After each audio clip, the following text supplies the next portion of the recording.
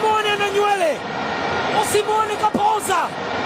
Kalala Fiston Mayele, kiacha kutetema, anajua kufunga na amewarudishia furaha mashabiki wa Young Africans.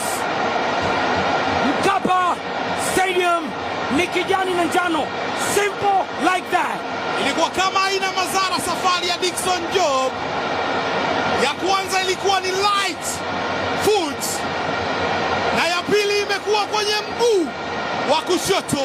Bernard Abdi Kakolanya ameshindwa ajue nini afanye. Watatu amewakusanya.